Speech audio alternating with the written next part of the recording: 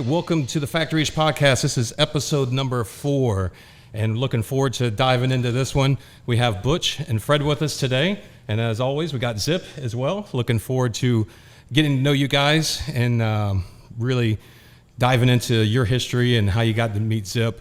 But first, let's all have a drink. I got myself some Dragon's Milk, Yuengling. A little Yuengling there, yeah. Modelo. Grab a Modelo on the way.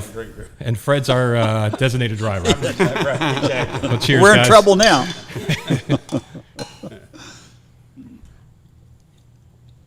All right. Well, we're going to jump in first. Zip, you recently, the LS3 Z28 that you're working on, just went to the dyno, correct? Yeah. So this one's wrapping up and getting close to being done? Yeah. What's the scoop on that? Today we're just putting the final stripes on. You know, it's a matte stripe package, kind of on the top side, so not under the clear. Yep. But, the last week, I believe it was, last Monday, we brought it down to Mike Carnahan at Elite Tune. He originally was the founder of Vengeance Racing and then Vengeance Tuning, and then has since left that to be its own thing, and now he's doing Elite Tune. He's actually down here in Florida. He is offering schooling, training for tuning. Okay. And, he's just a master. We lean on him for all our OEM computer tuning and stuff like that. So we kind of got the car sorted out, drivability, did some data login, remote tune stuff, then we brought it down there, put it on the dyno. Did 634 at the rear wheels. Nice. So it was and that's a supercharged LS3, we right? have a TVS 2300 Magnuson supercharger on it. On the it's a stock LS3. And where was that shop located at? That's in Sarasota. So with that completed, now the tune's done. You're wrapping up the interior. You're painting stripes on it. What else we got to do to wrap up that car? Pretty much all we have left is get some miles on it and windshield and rear glass trim, because the stripes kind of tuck into the channel, so we're just waiting to put the trim back on. I'd like to say something there. I could assist in that miles that you have to put on the car. that would be we can trade contribute. It just needs Are you going to throw in for tires too? we just need the numbers to go up on the Low gas odometer to feel confident. When we do a full build, we'd like to get the miles on there, and if a customer wants to come in and put the miles on, cool, fine, go ahead. You don't just turn the last bolt and then send it on its way and you got a perfect car. I think we can all agree on that. So just shake it down, make sure it does a good job. The CUDA that's leaving Thursday, and he's flying in and driving it home to South Carolina. Awesome. That's straight awesome from the shop. That is cool. So is there any planned shows for the Camaro once it's completed? Plans to go to shows. Yeah, nothing on the books no actual ones right now. Honestly, I haven't had a lot of time to look and see what's all going on and what we want to do. We'll probably do initial meetup at Old Town or something, and get a bunch of people together. Awesome. Well, cool. Well, we're going to jump into meeting you guys. So, Butch, Fred, Zips told me a lot about you guys. You have built, you guys have been working together for, 20 years? Is that correct? Yeah. Probably over that, yeah. All right. So, how did you guys get into this industry, and what led you guys into it? Well, it was, Corvette stuff. Okay. And Fred being an engine builder premier here in the area, he was the guy to go to for that, and we kind of hit it off. He did some stuff for me. He did some stuff for me for free, actually. I built a little 72 LT1 Corvette, and he did the engine work on that. And, it's been fun since. Yeah. Very cool. And you said engine builder. What shop and what's your history, Fred? I worked for Bo Laws for 20 years. Okay. So he was a local engine builder and racer. So here in Orlando area? Orlando area, yeah. Okay. Yeah, if you wanted something hot rod, you went to Bo. That's where you went? Yeah. He had a repair shop and then opened a machine shop. So. And where at in Orlando was it located? Downtown. Downtown Orlando, yeah. Oh, okay, cool. Very cool. I remember a little bit on that. Fred tell me stories about that everybody go to the races on Sunday, then Monday morning the Z28s and everything else of the era there were lined up at the front door there to get work done for the next week. You know, taking the smog devices off and getting them tuned up. We'll get all those pumps ripped off. I'd like to have all this stuff to sell today. I know, right? For everybody that wants to restore it. We took them to the dump. I know. We took them truckloads of it. I know. Yep. I remember that was always the first thing that went. It was like, this pump. Yeah. No need for that. Yep. So now, Fred, you were telling me earlier about a lot of the history of drag racing and everything that came from your shop. You worked or raced against Sox and Martin and a few other names like that? Martin and Landy and Jenkins and, all the big name guys. Really? At that time they were, Yeah. Did you actually travel and do drag racing? Yeah, I drove the cars. Bo and I both drove the cars. So. Okay. Well, how far did you guys would travel to? California. No kidding. 47 and a half hours nonstop. Wow. And what years was that? 69. Okay. No, 68. So that would have been, the Top Fuel stuff had already switched to rear dragster by then, or rear motor. No, Are they still doing the front then? Still front engine then. Yeah. Yeah. When was that transition then? Was that late 60s, early 70s? Early 70s, yeah. Okay. That's after Garlits cut his foot off with the Yep. front engine dragster. Then he built the rear engine. Yeah. So out of all the tracks that you raced at, what's the most memorable track, would you say? Probably Pomona. Yeah. Yeah. They raced at the fairgrounds out there. Yep. So Bo won Pomona and Englishtown back to back, No kidding. which is, at that time was a big deal. What year was that, Fred? 68 And what car was it? Corvette. So you were 67, right? The 67 Corvette, which is probably one of the premier cars of the day, and it was a national record holder. Fred doesn't talk about that stuff enough. Yeah. It was, that was a one-year-old car? Was it 1 year or was it? It was actually 67. Was the last of the Stingrays. And you raced that in 68 when you won the nationals out there? Yeah. Well, and what class was that? B Sports, was it? C Sports. C Sports. Yeah, it was a 390 horse, 427 car. And that stuff all changed, they did away with sports, and then we built a 69 Camaro Pro Stock car and raced it for probably, we raced it at the first 70 when the first race at Gainesville Dragway, that's where we took it the first race. And raced it that year till Indy, and we were at Indy at the Nationals, and Bob Banning Dodge did a burnout in the staging lanes and ran into us and totaled the car. Oh my God. In the staging lanes. No kidding. So, and his dad gave us $5,000. So then we built another 69 Camaro. So did you guys do your own chassis then? Did everything. Really? Yeah. Everything but paint. Didn't do the paint. So if you were doing that in the 60s, then Garlits would have been in Tampa then, right? Garlits was in Tampa. We used to do machine work for him when I worked for Bo in the machine shop. Yeah. Yeah. Was there any other big names in Florida that was competing much, or you recall? No, Garlits was. You guys and in Garlits, yeah. Garlits, as far as Top Fuel, that was. He was even a big name back then. Yeah. He was.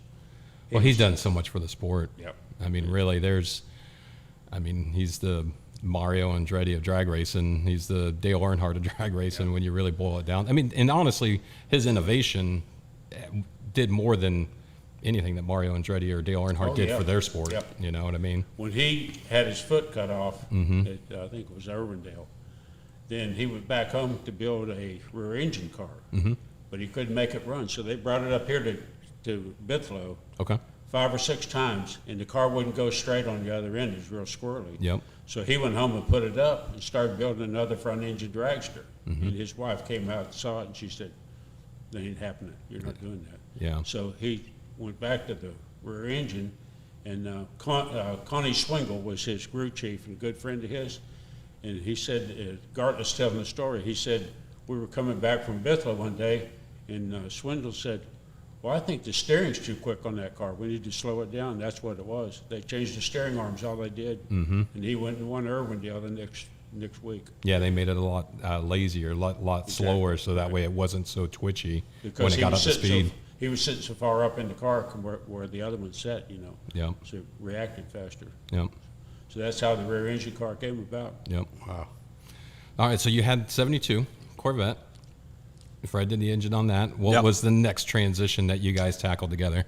Geez, I don't know. We've done so many Or cars. just name off one big one that you can think of. Well, I'll tell you. We can get to the 64 Chevelle Okay. that we built. Yeah. That was how I met Zip. Okay, yeah, let's dive into that. He was working at a different shop, Mm-hmm. and it was right across from where Fred had his salvage yard, Mm-hmm. and it was a 65 or 64 Chevelle 300 sedan, and we totally went through that car. But Zip and the crew there at mostly Zip, I think, Mm-hmm. at where And he Mike. worked, and Mike Yeah, Mike Dietz. did the paint work on it, and we built that car. We put a 427 ZL1 base, basically all aluminum 427 into Richmond 6-speed and a Mosier rear in it, and put disc brakes on it. You know, it was pretty much what's standard today, but back then it was a little different. We had 16-inch wheels on it, and because the 18s weren't available, and the brakes that had Coleman stock car spindles on it with those brakes on it, and so the 64 Chevelle was the first one. And Fred built the motor. We did everything pretty much right here. Mm-hmm. The only thing we didn't do was kind of typical of today even, is the paint and body work. And that's how I met Zip. He did most of the work on that car. Wow. Yeah. Yeah, they brought the body in, and we had it on a rotisserie and did the whole body, and it was all polished, and they pulled up with an assembled chassis and rolled it off the trailer, rolled it in the shop, pulled the car off the rotisserie, dropped it on the chassis, loaded it on the trailer, and off they went. That's cool. Now, this was before Street Metal Concepts, right? Yeah, this was This a is- street and strip automotive that Okay. I worked for Mike Dietz. Okay. That was before you even went to South Florida, right? And, Right, yeah. yeah. Yeah, and then how many years were you down in South Florida? 6, Okay. I think so, yeah, because this was probably 2001, 2002, I would think. Jeez, you know, Yeah, it was a while back, but wasn't that long ago either. You know, Yeah, yeah. Yeah. We were just starting to have some fun. You know, Yeah. Fred and I. You know, the story we tell now is you're asking what we built and so forth, and we tell everybody, well, we're going to see how many cars we can build before we die, because you know we've been working out of this little shop for close to 20 years and doing a lot of different stuff and a lot of fun stuff, and you know, it's a charitable organization. We don't make any money here. We just spend some good time, do a lot of stuff for our friends and ourselves. That's It's- cool. it's I'm good. keeping track what he owes me. One day there's going to be a pay up Yeah, sucker. you know how that goes. It's better to be owed than you know. You know how that. I don't know, whatever it is. Cheat you out of it. All right, so you met Zip through the Chevelle 64, and then what's the story behind the car we have behind us now? Oh, that's a good story. Well, of course, Fred's been such a big part of what I've done since, you know, starting with that Corvette. But this car actually belonged to one of Fred's old friends that from back in the day, before I knew Fred. I didn't get to know Fred until I guess that was like the mid to late 70s, something like that, later maybe. But this car belonged to a guy that was a good friend of Fred's that lived in Ohio, and his name was Scooby. And but long story short, Scooby got sick. Okay. He had planned on building this car, and I ended up with this car. But in the meantime, he bought a 67 Chevy 2 that he wanted to go cruising the coast with. And he was sick at the time. He had Agent Orange, suffering from Agent Orange from Vietnam. He was a Marine there. And so anyway, Fred and I went up there, and we helped him put together that 67 Chevy 2 from some of the components that he had to build on, he planned on using in this car. And a roundabout way, I ended up with this car, and with a lot of the components that he was going to use, we brought it down here and finished it up. But in the meantime, we were able to help him put that 67 Chevy 2 together. And he went to Cruising Coast, and I guess it was a couple of years later that he passed. Oh, But okay. in the meantime, he was able to have some fun with us, and we got that car put together. good. So, Yep. so anyhow, that's kind of how it all came about. Yeah, yeah. Now, were you in the service as well, correct? I was in the Air Yep. Force for 7 years. And Fred, were you I was in? in the Army Reserve for 6 years. Yeah, well, thank you for your service. Absolutely. Yeah. So, Scooby's car, you had this, you were starting into it, and then what was the connection to Zip? Was it, I heard the story that it was a spoiler that you wanted built. Well, it kind was of morphed into a few more things. It's a lot more than that. You know, it started out. Started off with just a spoiler and then turned into Well, paint. this is how I remember it. We went to a Good Guy show down at Osceola Fairgrounds down there. Yep. And parked there, and this guy pulls up in this great-looking Chevelle. I think 71 Chevelle, was it? 72 Chevelle? Wasn't that the car? Yeah, that was. The red one? Yeah. No, we found that car there. Well, anyway, No. you parked beside me. I think we must have No, been. you were driving that car there. Maybe. That's possible. I remember that. Okay, that's because possible. you know Maybe it it was a different show there. I know. Maybe it was. I found that Malibu there, at that. But I think it was. It may not have been Good Guys. Isn't that Al's car? Right. Right. Yeah, I'm sure that's the deal. Right. So anyway, he parks beside me. He gets out, and it's been years since I've seen Since you him. saw him when he did the Since Chevelle. Yep, the 64. I know you, and anyway, we struck it up and figured out where the connection was there, and I told him so I'm putting together a little '63 Chevy 2. Look for somebody that can do the finish work on it, the paint work, and long story short, there it is. Yeah. You know, that's so we struck it up, and Yeah. Fred and I basically built the car, roughed it out, I would call it, and then Being modest. And Zip and his crew did the finish work, and Yeah. that's what I wanted. And I don't know how I lucked into it, but he has the same vision as me and Fred. You know what we wanted to get out of the car, and it's turned out perfect. It's been a while now. I don't even know how long it's been since we finished that car, but 5 years. yeah, something. Yeah. So what's the specs on it? What motor, transmission, chassis? Well, Fred built the motor, so he can tell you about that. It's I forgot. it's a 427-inch small block. Okay. With all the good stuff. I think it's got 208 valves in it. It's a dart block, right? Dart block, Dark, wide mouth blocks and put the big crank in it. big crank, so you can. It's got the wide pan rails and the raised cam, so you can get the stroker in it. And it's low tech. You know, it's got a carburetor on it. BLP, probably the last carburetor that was actually tweaked on the car by Bo Laws himself. Did that work. We took it up to Express Engines up in Sanford. A good guy that Fred has known for years that did the machine work, and then he dynoed the motor after we got it done. Bo did the tuning on it up there, and I don't know. It's got Rodex heads, I think, and It's got all the good stuff in yeah, it. it's got all the good stuff. Low tech still. What about chassis-wise? What have you done to the TCI stuff. TCI? Yeah, Okay. it's a Pro Touring front. It's got a Mark Williams rear, Yeah. parallel 4-link, coilovers. It's got, of course, brakes all the way around. I think it's 13s and 14s, or it's been so long, 12 and 13s. Anyway, T56. yeah, T56 6-speed in it, and it's it- pretty much, like I said, it's low tech, but man, what a lot of fun to drive. Well, it looks like, did you tub the rear end? It was tubbed. Actually, that stuff was done when we bought it. Scooby had actually started on it, Okay. and some guys in North Carolina had put tubs in it. They'd relocated all the brake master and the clutch master underneath the dash, so it cleaned up the outside firewall in the engine compartment. And that's the kind of stuff I was looking for. That Zip was right on the same page with us. Yeah, the interior is really impressive. Who did the work on the interior? The avant-garde down there, you know, Okay. I was lucky enough Yep. to get it in there. Good timing, and just, again, real simple, but a great, Oh, it looks beautiful. great finish.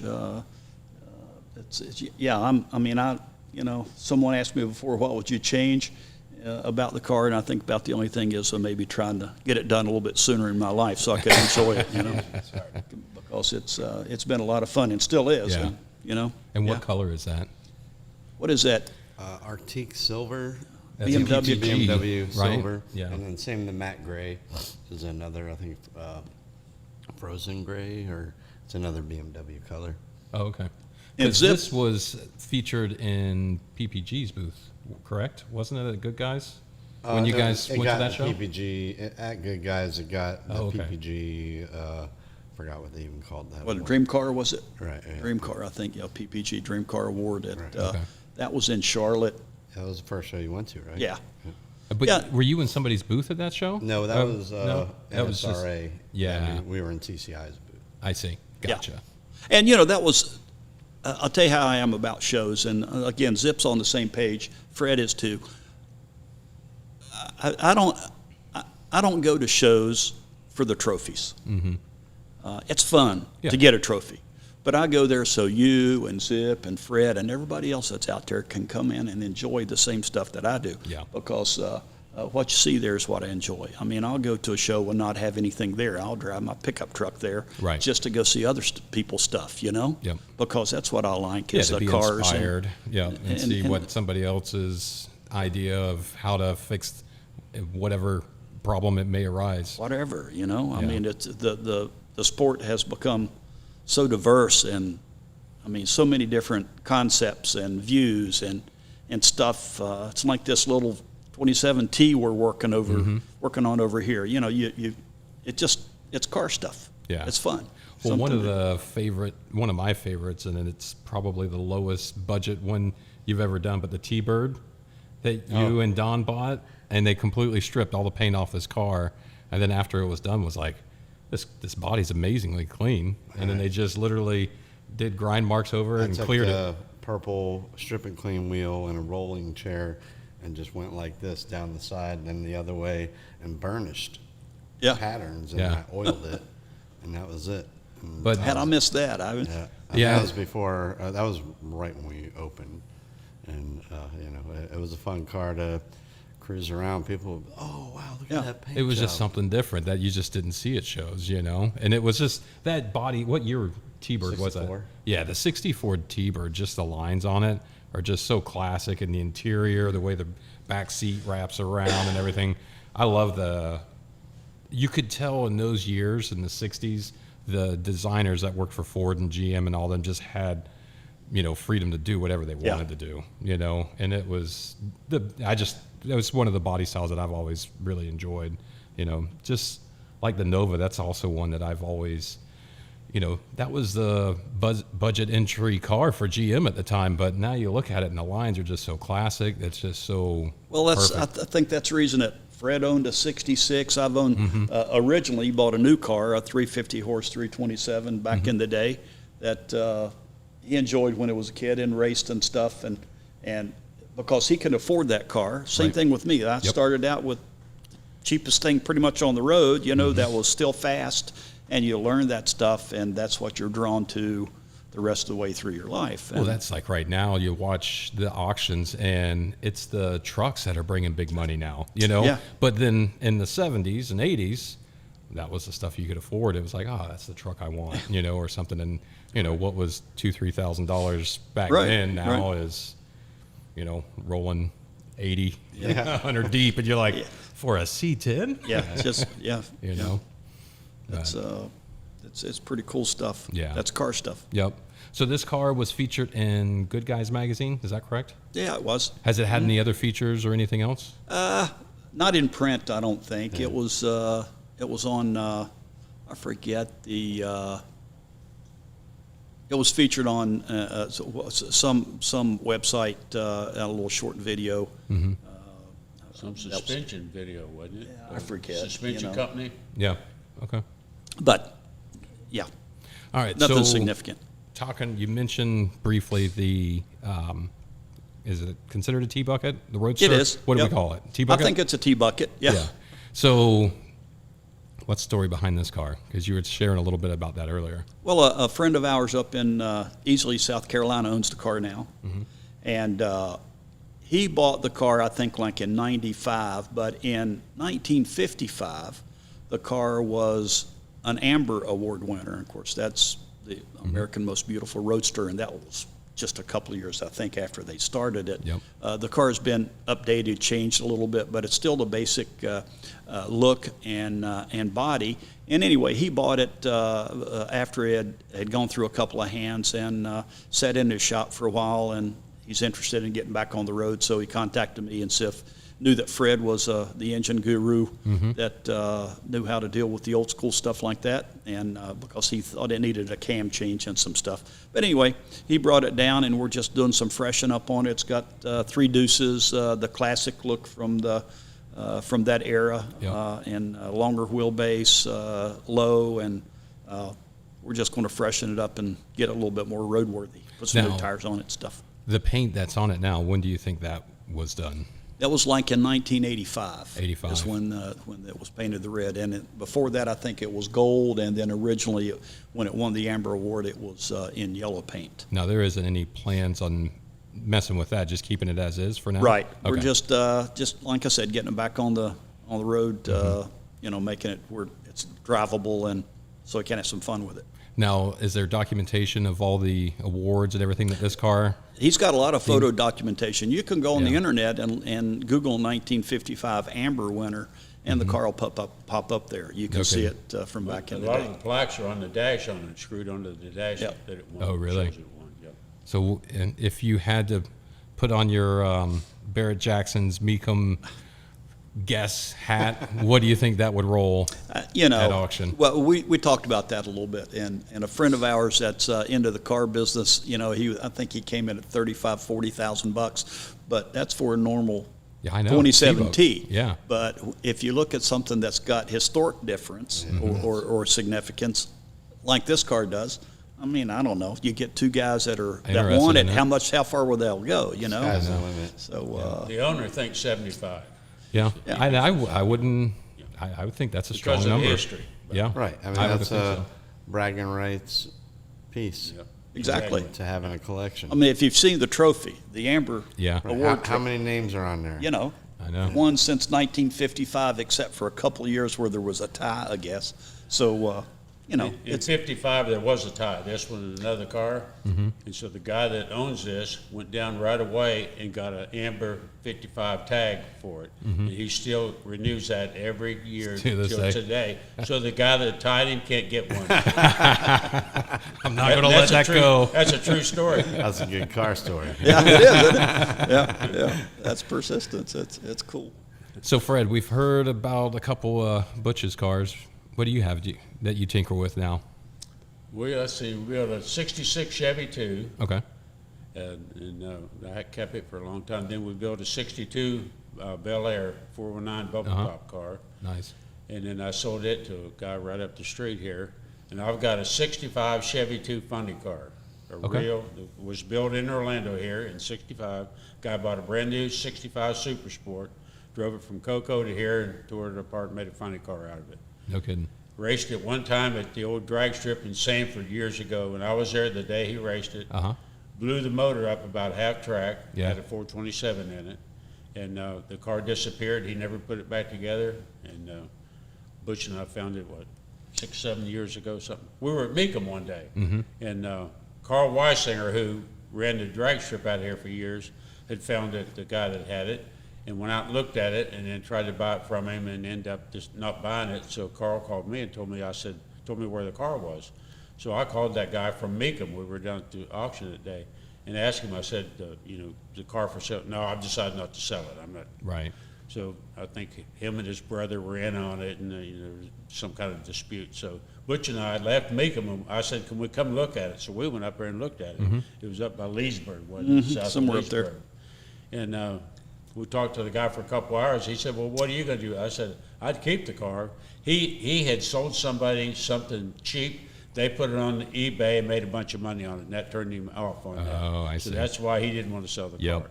So I said, well, I'd keep it. I want to make a street car out of it. Yeah. And it's a real funny car, altered wheelbase, rear end's moved forward 12 inches, the front, straight axle under the front. The only thing steel on the car is the quarter panels and the roof. Everything else was fiberglass and all. So he said, I'm not going to sell it, but he said, if I do, he said, I'll give you the second shot. And I said, well, who gets the first shot? And he said, Weisinger, who ran the track out here. And I said, well, Carl called me and told me about it. He doesn't want the car. He's already said no. So the guy said, well, okay. He said, if I decide to sell it, I'll call you. So I said, okay. That's cool. I said, before we left, I said, if you're willing to sell it, I'll pay you $7,500 cash, $100 bills. Yeah. He went, Yeah. like that. So I knew we had his attention. Yep. Next morning at 8 o'clock, my phone rang. He said, if you want that car, come get it. Come on, get it. And bring the money with you. That didn't take long. And so about an hour and a half later, Butch and I were up there with our trailer. We had that thing loaded up. Yep. And the car had about 5 wrappings of cardboard around it, and then with duct tape on it. And I said, what's all the cardboard for? He said, well, my grandkids ride the bikes in the garage here a lot, and I don't want them beating it up. Oh, yeah. So he had it already undone and partially out of the garage when we got there. So Cool. So then we still haven't got it completely finished. We put a 502 big block in it and a Hilburn stack injection like the old funny cars did. Yep. But we had the injection changed over to electronic. Okay. And we put a fast 2.0 system, computer system on it, and it doesn't work. So we've screwed with that for about a year now. And so day before yesterday, we ordered a complete new computer system and everything to go on it to where we can make the thing where it's streetable. Yeah. You know? It cranks up and runs just like a carbureted car will, but you can't make it lean out. It runs way too rich. So. I see. Yeah. Yeah. So I'm just going to drive it on the street. I put 2 bucket seats in it. And Yeah. It's awesome. That's cool. Yeah, I'd like to see Got it the- sometime. got the stack Do you keep sticking in out. contact with the original owner? Has he reached back out to you since you sold it? he died. Oh, did he pass away? Okay. Actually, did I own that thing before Bob died? You had talked, I don't remember whether it all took place He before. died. I talked to his wife after I bought it. She was still alive, and we used to do work for them. He was also in the automotive business, and the machine shop where I worked, we did machine work for him. So you had his wife history. came in Yep. all the time, dropping stuff off and picking it up. Yep. And so he started calling me, I guess about 6 or 8 months before he died. And he was a smart guy, right? An engineer, very smart. Yeah. And he started asking me questions. Like he said, "Do I have any pictures or anything of stuff?" He had one of the original ZL1 63, Z11, wasn't it? Right. 63 Z11 cars. He had the only one that was ever painted beige. Yeah. And they said you couldn't get him that, and they ordered that, and it came through beige. Yeah. So he had a lot of stuff, and so he kept telling me, "You can have this, you can have that." And finally I said, "Bob, are you trying to tell me something?" He said, "Well, I'm not a doctor." He said, "But I'm as smart as them doctors are." He said, "And I got something bad wrong with me." And he died about 6 months later. Really? And Oh, then that's I sad. found the car not too long after that. Then I called his wife because I didn't have a title to the car. Right. Right. And she was fairly old then, and her mind was Yeah. going. And she'd say, "Who are you now?" And then, "Oh yeah, I remember you, Fred." Right. She'd talk for a little bit, and then she'd ask who I was again. So I never found anything with it. A friend of Bob's gave me some pictures that he had of the car Yeah. when it was being built. So Yeah. Yeah, there was one short blurb in a magazine, the chassis that showed the chassis. I've got a magazine in the car. It showed the picture of the chassis, the whole chassis with motor mounts and all on it, weighed 122 pounds. Yeah. So when I got it, Butch and I put another probably 150 pounds worth of bars in it. Yeah. So It wasn't you know, real substantial, right? Yeah, Yeah. the first time he raced it, it probably scared him. That's probably why he never ran it again. Well, that's what I think. I mean, as car people, we get it, but a lot of people don't understand these automobiles. We were literally, you put your heart and soul into it, you know? So Yeah. that car to live on, taking and really giving him his legacy, Right. giving Scooby, your friend, the legacy with his car. That's Yeah. I think that's what's really cool about our industry, or our group of car people, is that there is a passion there that goes beyond just making horsepower and making something look good. It's representing the people that we've cared for and people that we know throughout the years as well. Sure is a relief from a lot of the other stuff that goes on in the world, isn't it? Yeah, it is. I Yeah. mean, yeah. So, all right. So one thing that I've heard through this interview, Corvette, Nova, Chevelle, Impala, another Nova. Sounds like you guys only deal with Chevy stuff. Pretty Ah, much. Yeah. but there's some foreign car work that goes on here. Wait, too. foreign or Ford? Foreign, Oh, which would foreign. include a Ford, Ford is or a foreign. Pontiac. You know, and that comes from back in the If day. you guys know? told me you guys were working on some Nissan stuff Yeah. or something, I'd be like, all right, this is news. Yeah, you know, maybe something with the Chevrolet cylinder head on Yeah, it or right. something. You know, I don't know. Yeah, you know the old Land Cruisers, the FJ40s. the head gaskets on the 2F motor is the same as a 265 Chevy motor. So we'd probably work on See, that. it'd be perfectly fine. Accepted. We Yeah. probably have parts. We probably got parts here for it. Yeah, exactly. You know, all that started when I was a kid. There was more rivalry Yeah. between the Ford, the Chevy, the Mopar people. You know, that was the rivalry took place between the brands, not necessarily the folks. Right. And it's fun to consider. It is. Hey, Continue you guys that have now. your football teams. You can have your rivals. We got our own Yeah, rivals. exactly. You know, I think it's fun to keep that. But you know, what the heck? It's a car. I can appreciate anything that's out there. Yeah. And as long as it's a Ford with a Chevy motor, That it's doesn't hurt. acceptable. Yeah. Yeah. Well, Fred, is there any engines that stand out, the ones that you've built in the past that you would say are kind of your staple of your best work, or anything that you could think of in the past? Not really. I built a bunch of motors for a guy from Sweden. Was it Sweden? Uh-huh. And he would buy a Corvette over here. I built him an LS7 for it. He would put that motor in the car and take it over there and get it through customs, because he didn't have to pay Right. the duty on it. Then he'd ship the original motor out of the car over there in a crate, put it back in the car, and sell the LS motor over there. Oh, I see. So I did quite a few motors for him on that.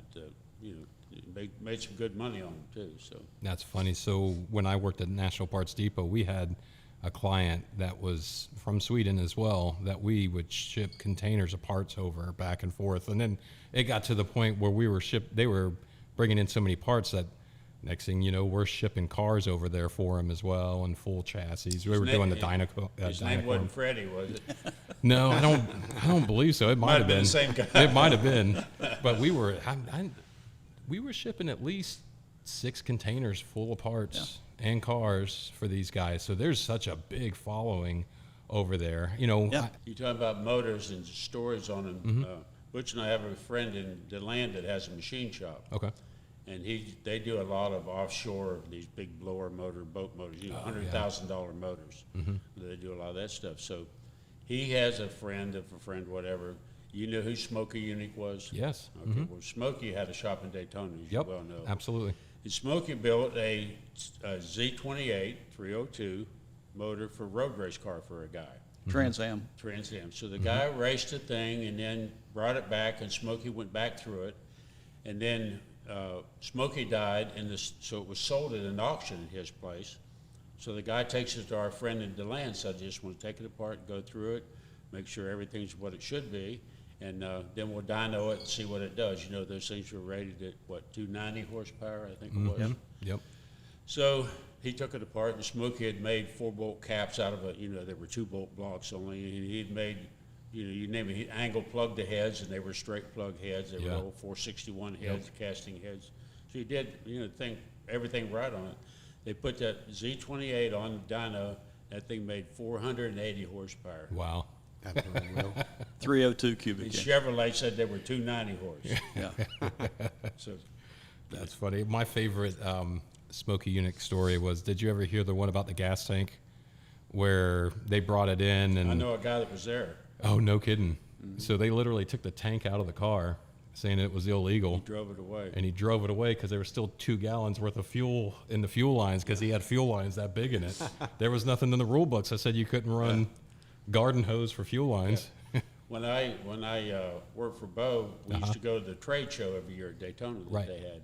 And Smokey called, and he had A.J. Foyt's car in there, and he said the thing was a stone. That's what Smokey said. This thing's a stone. Said, I got to pick it up. So we go over there. We took him some carburetor parts he needed for it. So he let us in the shop, which he hardly ever let anybody in. I heard that. There's a mid-engine Corvette sitting there that's cut in about 50 different pieces, all kinds of stuff. Yeah. And so he got to talking, Smokey. He was in a good mood. So he said, we got talking about racing. He said, he ran the Hudson Hornet back when they raced on the beach. Yep. He said, these young kids today, they think it nitrous oxide something. He said, I ran that stuff in my Hudson on the beach. He's had it for ages. That was a long time ago. I know. Yeah, it's pretty cool. I mean, this area, we said this in the last show, like this area in Florida is kind of the new California for automotive. what California was in the 50s for the automotive and how it was growing. This area has really become that. And we were kind of joking about it with Thomas. It was like, well, it might be because some of the Florida laws are a little lean. They're a little relaxed on it, It gives us the freedom to kind of do what we want to do. I'll take whatever reason. Yeah. Bring it on. Doesn't matter. That's the more the merrier for me. Yeah. We get guys like Street Metal up there that perform in the craft. It's my car, but the quality of this thing, come on. It doesn't get much better than that. It's fun. I know. Yeah. Puts grins on your face, the way it performs and the way it looks and everything, the way it sounds. Yeah. And one other thing that you guys are working on right now is a TA, correct? Yeah. So what year is that? It's a 79. Okay. And it's basically looks like a Bandit car, and it belongs to a friend of ours down the street. Black and gold. Yep. Yeah. And it's LT4 powered with the 4L65, I think, is the transmission, and it's upgraded suspension, and it got all the good parts. And it's one of the cars that floats around here that Zip hasn't had much to do with until now.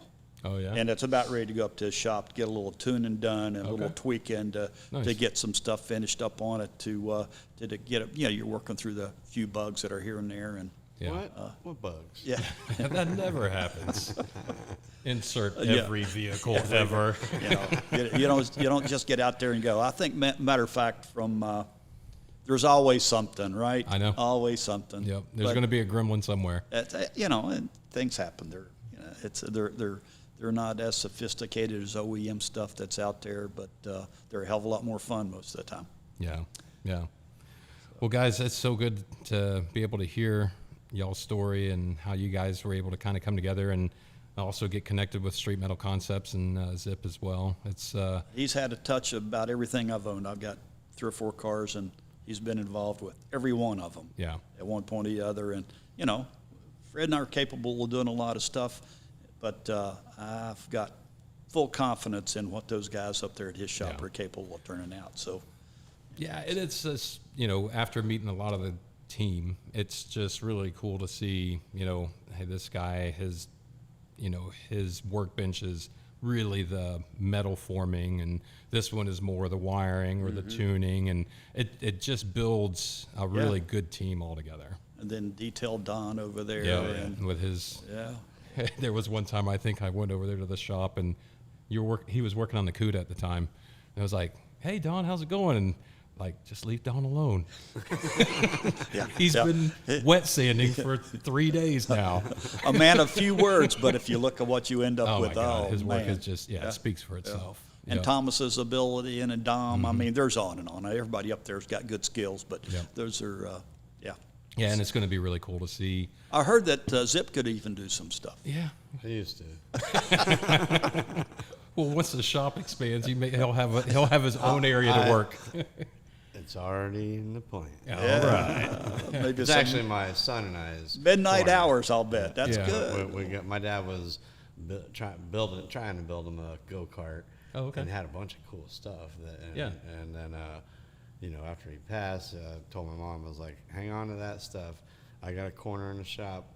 We're putting something together with that. Now, what kind of go-kart? Like a little buggy or an actual race car? I'm not sure. It was brand new. What was it? It was a pretty big Briggs & Stratton motor. And he had wheels and axles and a lot of parts, and a frame that he had started. I'm probably just going to scrap that. And, my son's saving for a golf cart. And so I'm thinking a kind of hybrid between a go-kart and a golf cart, but not your traditional golf cart, that you tool around on, and maybe a little more hot rod themed. Well, listen, if it goes to the electrified version, make sure you've got a boom box in there that'll have some exhaust note coming out the back or something. It's an engine on there. It's still burning the fuel. I got a free one. You know what? I didn't ask you, Zip, like this build here. What part of the Chevy 2 are you the most proud of on that build? The spoiler. Of course. That's it was really fun. The spoiler. There's a whole bunch of it. Being allowed to really refine that thing and just get everything right. And, you know, and it was like, I'd say, hey, well, how about we do this? And he's like, that's what I was thinking. And you know, it was really nice that the ideas were on the same page pretty much the whole way.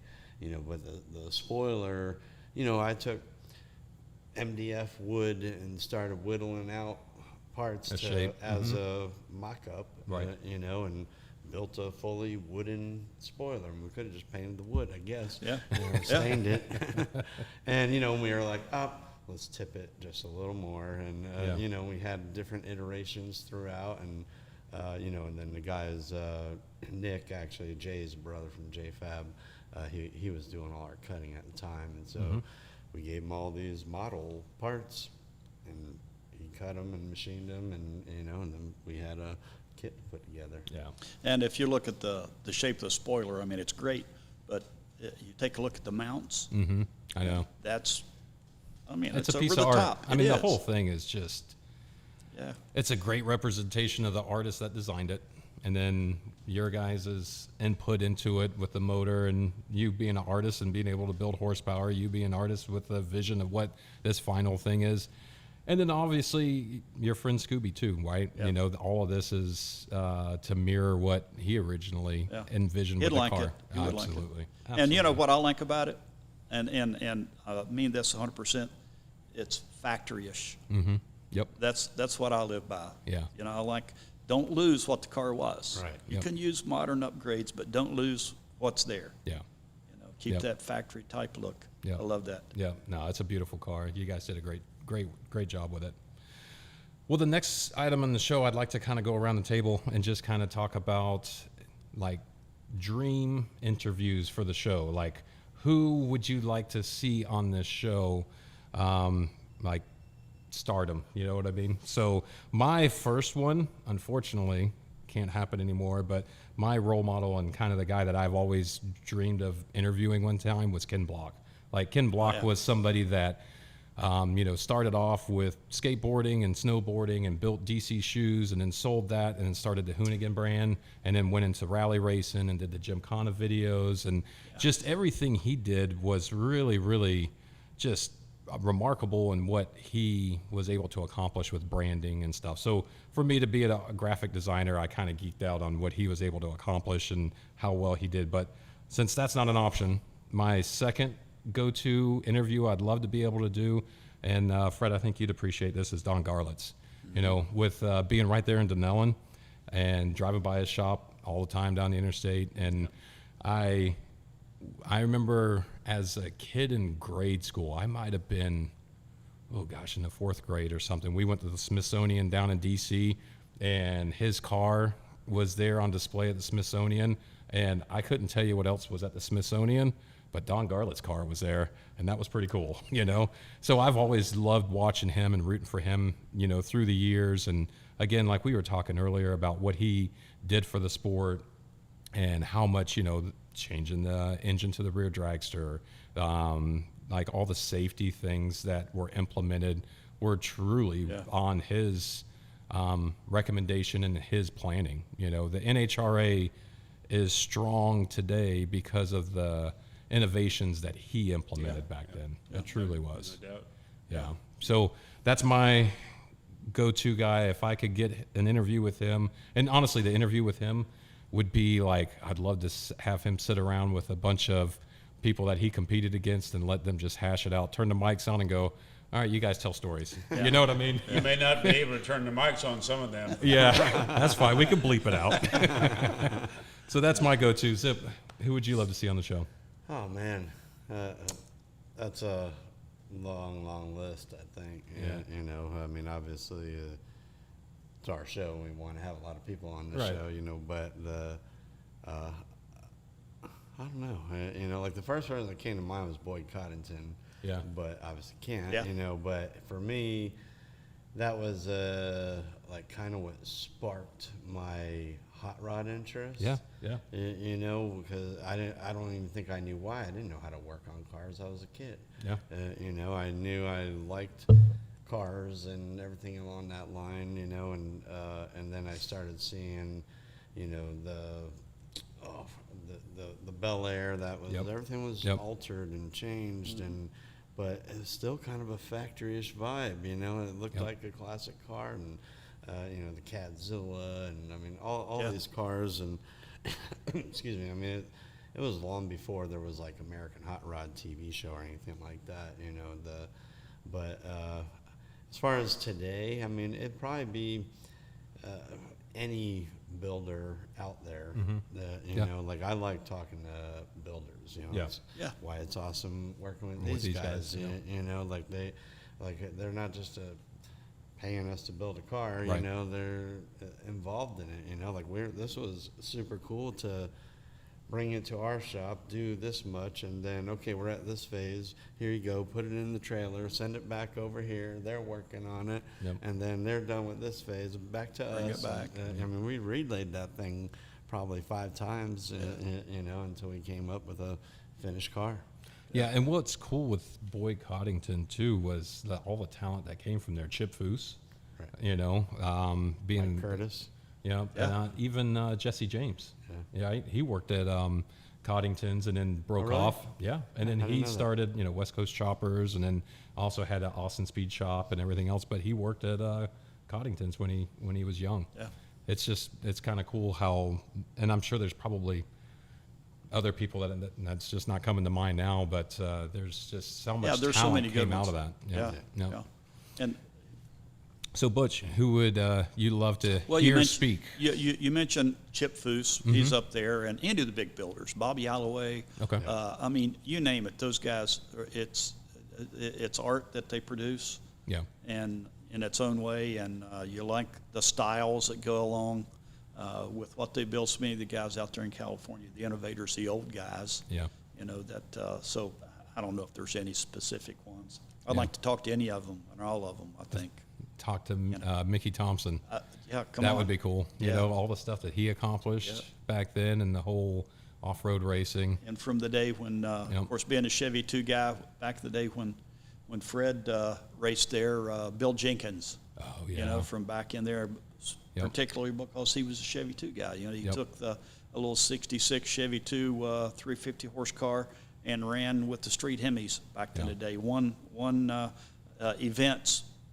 You know, with the Chevy 2 against the big elephant motor Hemi cars, you know, and those little cars. So, you know, the people like that, innovators. Bo Laws. It was great to know Bo the last few years of his life. I don't know, it was 15 years, maybe 20 years that I knew that guy. Yeah. But, you know, just regular people that you talk to, and that comes right down to the car stuff. I know. Yep. You know, that's what it's about. Hey, Fred, how about yourself? Is there anybody that comes to mind that you would? Penske. Roger Penske? Yeah. Yeah, he started out as with nothing, road racing, a '69 Camaro, and what he's got now. Yep. Owns Indeed.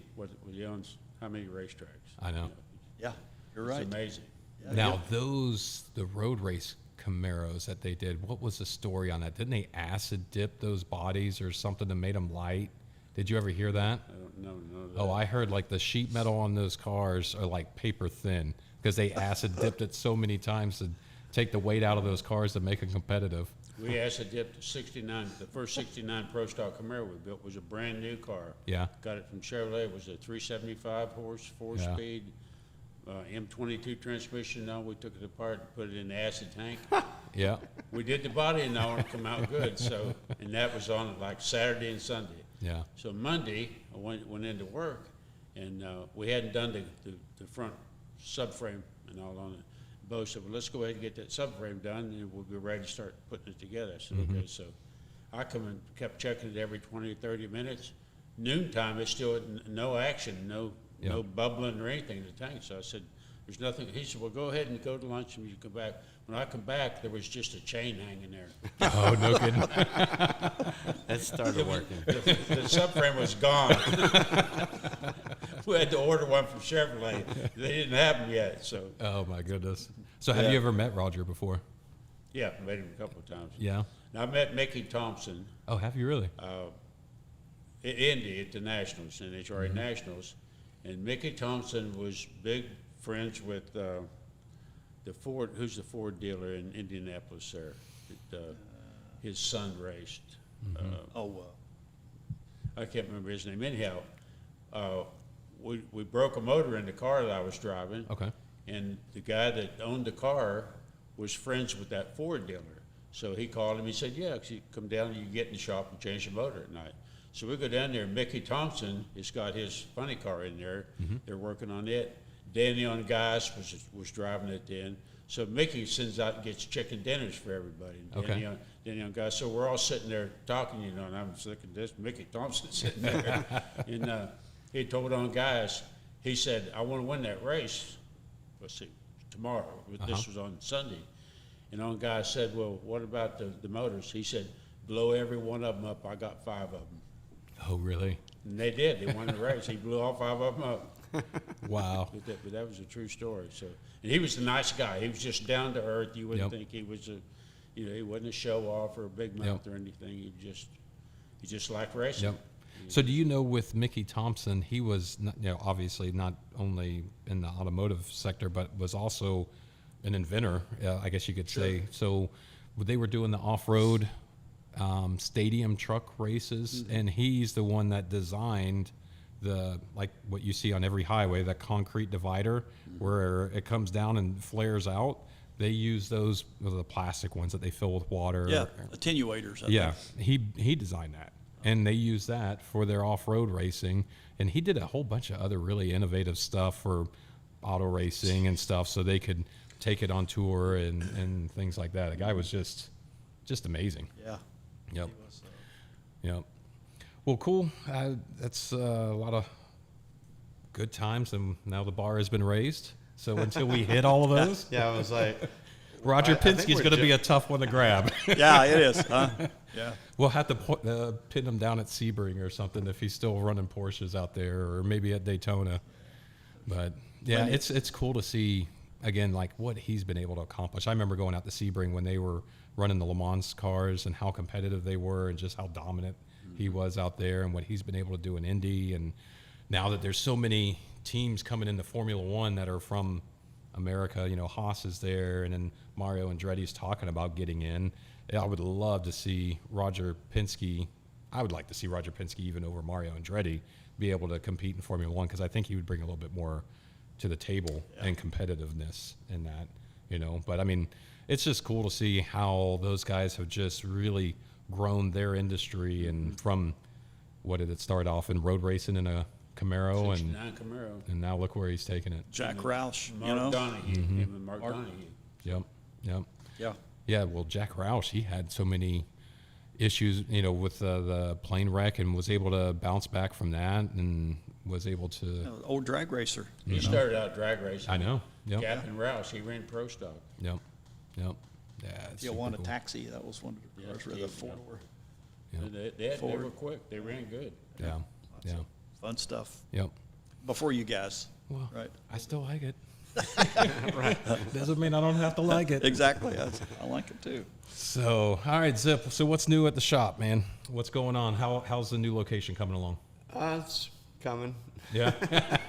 Not as fast as it should be. No, definitely not.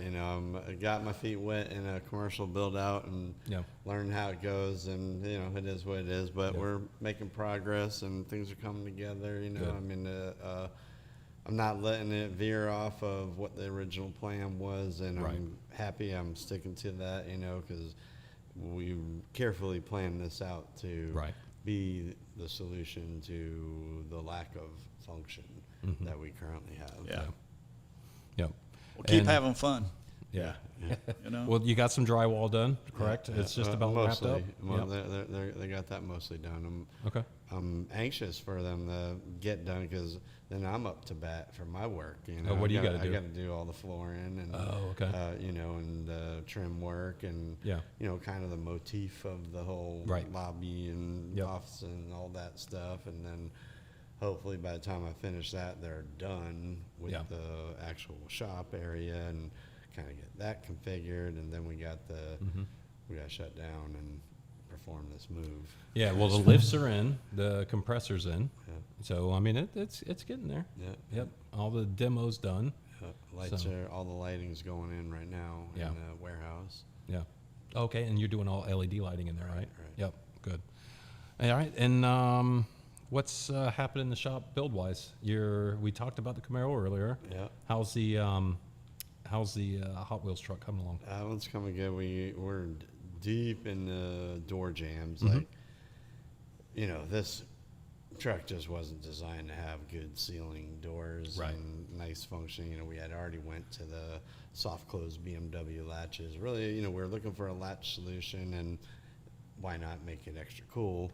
And then, we started looking into the way it seals. We want this truck to be something he can drive around. It doesn't matter if it's pouring rain or what, he can cruise it as far as he wants, whatever. And so we ended up choosing a BMW seal and are fabricating like a channel to accept it. And, and it lends itself well to custom interior because it has like this additional flap that kind of ears over that you can tuck your interior panel into. Nice. Okay. And change the shape of the door a little so it'll hold a door panel better and make a nice even contact with the seal. And I mean, it's coming out fantastic. And at the same time, when the case is in the engine bay and he's pretty much got the firewall about wrapped up, and then we're getting into the inner fender stuff that we almost thought that we weren't getting our 632. We found out from our distributor that there was a stop order. Oh no! And I had a conversation with the owner, and he's like, Steve, who was our last guest. And he's like, I don't want a puny 572. He's like, I already have my heart set on a 632. And literally that next day, I get an email, and they're like, rocker issues solved. They're back on and we got 2 more builders because they had 5 specialty builders assembling these engines by hand. And, one by one, they were producing about 5 a month. Yeah. And I guess I don't know how long that holdup was. Okay. I know our date kept moving, and so we're excited that that's back online. Awesome. Awesome. Well, cool. I know we're looking forward to seeing that truck is just such a massive build. It's going to be wicked cool to see that thing come into and as it continues to build out and everything. So we'll keep featuring that in the show. Dino's his Z28 69. That's the black with the white stripes. The skip white 632 in it. And we had done a ton of fab to the bottom side of the hood to wear an air cleaner in the hood that shuts down over the 8 stack, and making something to slip over all 8 stacks and function. Was we had a lot of theories, and we were kind of waiting to get to this stage, and we got there, and then it didn't work. Really? Like we did some bench testing with just one of the bells, and it just, you can't get the bell to get through the material. I see. And not grab the hood. And I see. And get the hood stuck and get real. He wants us to really seal. So we just changed the plan on that, and so we're basically making an additional operation part where you put a seal on your stacks and then shut the hood, and the seal mates to that, and the bells just go through those 8 holes in the air cleaner assembly and completes the seal when you shut the hood. Yeah. So nice. If you're showing off your motor, you'll open the hood and pull that piece off. Okay. So we agreed. That's what we're trying to get, where open it and there's no extra thing to do, Right. But we've pretty much exercised, I think, all the engineering that was willing to be exercised. So you're tackling a problem that hasn't been tackled before. Right. So good luck. But it's cool that you guys are figuring that out. Yeah, I was over at the shop earlier, and Thomas was kind of cutting through some ideas with you. Yeah, that was cool. But we found a material. I mean, you can take a torch to this stuff and not light it on fire. We went to like more of a nothing to do with automotive specialty materials company, and we're able to sort through what they had based on, well, my heat resistance and fire rating is super high on my list of what it has to do.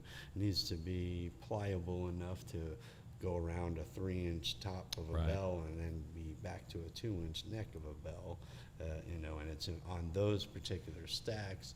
The shape of the top and the clearance around them is important to the velocity they're allowed that they create. Right. And with Borla, you know, so Yeah. I think we're going to be all right. Yeah, Sounds it pretty looks good. technical to me. Yeah. It is. Pass it on, please. Y'all figure it out. Thomas can do that. Yeah. Well, good. I just want to make a couple other points too. That we have apparel up and going. We've tested it. They've actually shipped shirts. So we got 6 different designs right now on the FACTORYISH.com website of T-shirts, and it's in 2 different options. One is what we call our classic design, which is kind of your Hanes Beefy T Gildan style shirt, and then the other one is the premium shirt, which is a higher quality, a tighter fit shirt as well, but all 6 designs are available for that. And by the time this is launched, we'll also have baseball hats, and we may even have eventually shoes. So there's an option of doing factory shoes. So I'm working on it. Okay. So it'll have like the Gucci print, but it'll say factory-ish instead. No, like I'm just teasing. Meant for every mechanic. Yeah, you need your factory shoes. So we have that on the website, so see factoryish.com. We also have our Flex Tread floor mats, which right now we're offering in the Jeep JL and JT with all the Rubicon, all the different models of Sahara, Rubicon, and gosh, what is the other one? The 4EV, and all those different logos that you can have on the mats as well.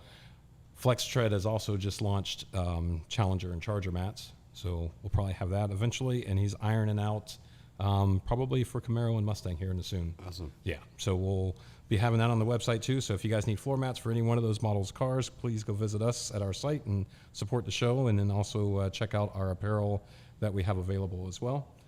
But yeah, and also go to, if you're watching us on YouTube, go down, like, subscribe, write a comment. If you're watching us on, or listening to us on YouTube, Spotify, iTunes, or what's the other ones? iHeartRadio and Stitcher. You know, give us a comment, give us a like. We appreciate it. Other than that, Fred, Butch, it's been a pleasure. Really enjoyed it. Thank you Thanks, for man. the time. And It's again, Thank you. Scooby would be absolutely proud of this Yeah, vehicle. Thanks. Yep. I am. Yep, And I absolutely. appreciate the work. Yep. Well, thanks, guys. Thank you.